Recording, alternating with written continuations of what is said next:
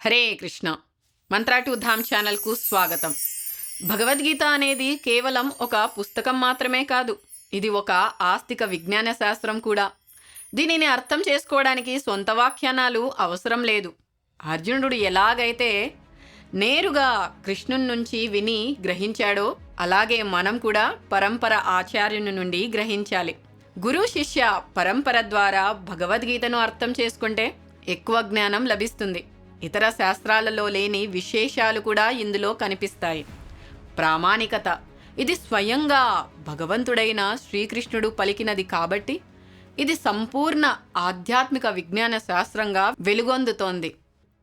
ధర్మక్షేత్రే కురుక్షేత్రే సమవేతాయుయుత్సవః మామకాః పాండవశ్చైవ కిమకుర్వతు సంజయ.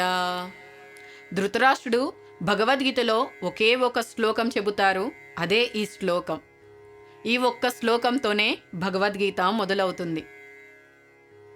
ధృతరాష్ట్రుడు తన కుమారుల విజయ అవకాశాలపై నమ్మకం లేక సంజయుడిని ఇలా అడిగాడు: ధర్మక్షేత్రమైన కురుక్షేత్రంలో యుద్ధం చేయడానికి సిద్ధపడిన నా కుమారులు మరియు పాండుపుత్రులు ఏం చేశారు అని. కురుక్షేత్ర మహిమ గురించి కూడా ఇక్కడ తెలుసుకుందాము.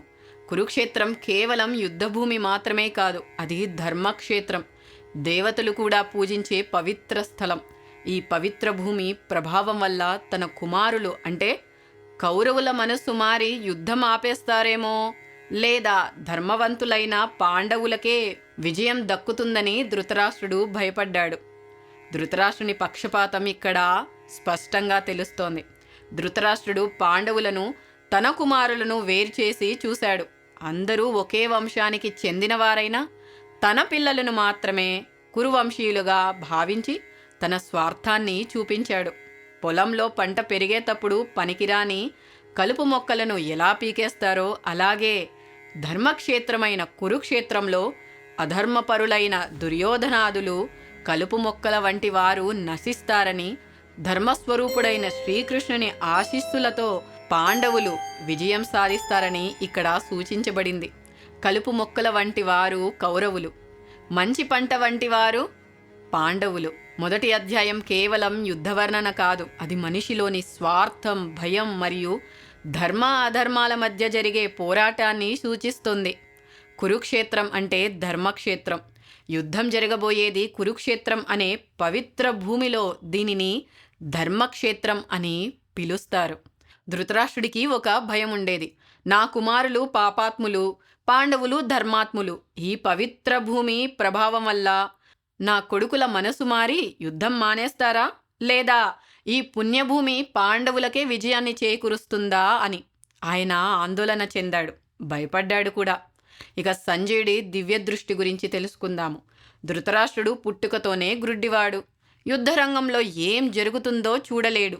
అందుకే వ్యాస మహర్షి తన శిష్యుడైన సంజయునికి దివ్య దృష్టిని ప్రసాదించారు. సంజయుడు హస్తినాపురంలోని రాజభవనంలోనే కూర్చునే యుద్ధభూమిలో జరిగే ప్రతి విషయాన్ని ధృతరాష్ట్రుడికి ప్రత్యక్షంగా వివరించాడు. సైన్యాల మొహరింపు మరియు శంఖారావం గురించి తెలుసుకుందాము. యుద్ధానికి సిద్ధంగా ఉన్న ఇరుపక్షల సైన్యాన్ని చూసి దుర్యోధనుడు తన గురువైన ద్రోణాచార్యుని వద్దకు వెళ్తాడు. పాండవుల సైన్యం యొక్క వ్యూహారచనను చూసి లోలోపల భయపడినా పైకి మాత్రం ధైర్యంగా మాట్లాడుతాడు. భీష్మ పితామహుడు సింహనాదం చేస్తూ తన శంఖాన్ని ఊదుతాడు.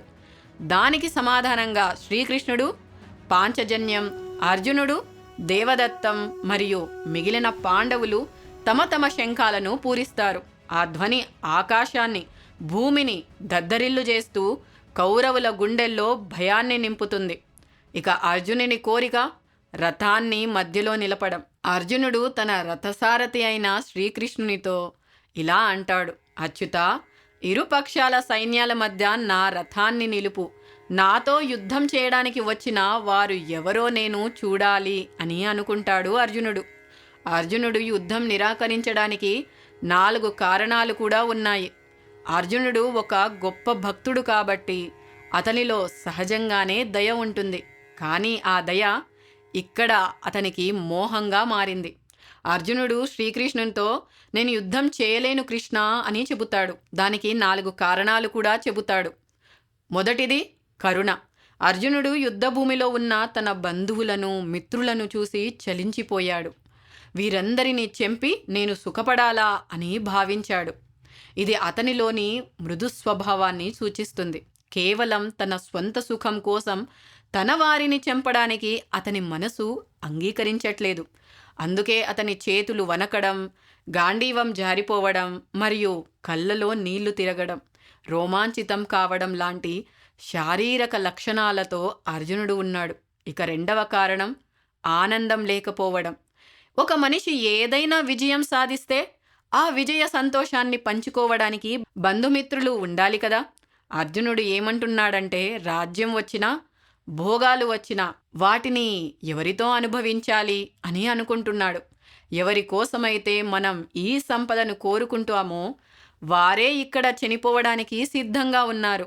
కాబట్టి ఈ విజయం వల్ల నాకు వచ్చే ఆనందం ఏమీ లేదు అంటున్నాడు. మూడవ కారణం పాపభీతి. శాస్త్రాల ప్రకారం ఆతతాయులను అంటే దుర్మార్గులను చంపడం తప్పు కాదు. కానీ అర్జునుడు ఏమంటున్నాడంటే భీష్ముడు, ద్రోణుడు నా గురువులు, పూజ్యులు అంటున్నాడు. వారిని చంపడం వల్ల నాకు పాపం చుట్టుకుంటుంది. రాజ్యసుఖం వంటి తాత్కాలిక లాభం కోసం శాశ్వతమైన పాపఫలాన్ని అనుభవించడానికి ఆయన సిద్ధపడట్లేదు. ఇక 4వ కారణం కులక్షయం మరియు కుటుంబ ఆచారాల పతనం. ఇది అర్జునుడు చెప్పిన అత్యంత కీలకమైన కారణం. యుద్ధం వల్ల కుటుంబంలోని పెద్దలు, పురుషులు చనిపోతారు. దీనివల్ల కుటుంబ గౌరవం, ఆచారాలు అంతరిస్తాయి. స్త్రీలకు రక్షణ కరువై సమాజంలో వర్ణసంకరం అంటే అవాంఛనీయ సంతానం పెరుగుతుంది. తద్వారా పితృదేవతలకు పిండ ప్రదానాలు చేసేవారు లేక మొత్తం సమాజమే నరకప్రాయం అవుతుందని అర్జునుడు భావిస్తున్నాడు, వాదించాడు కూడా. అర్జునుడు ఒక క్షత్రియుడు. యుద్ధం చేయడం అతని ధర్మం. కానీ అతను శరీర సంబంధమైన బంధుత్వాలకు ప్రాధాన్యత ఇచ్చి ధర్మాన్ని విస్మరిస్తున్నాడు. దీనినే మోహం అంటారు. ఈ మోహాన్ని పోగొట్టడానికే కృష్ణుడు 2వ అధ్యాయం నుండి ఆత్మజ్ఞానాన్ని బోధిస్తాడు.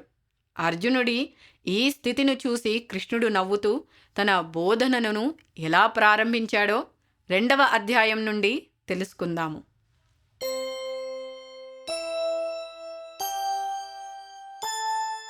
ఈ విషయాలు సులభంగా అర్థం చేసుకునే దానికి దయచేసి మీరు కూడా భగవద్గీత గ్రంథం తీసుకొని చదువుతూ ఉండండి. హరే కృష్ణ. హరే కృష్ణ.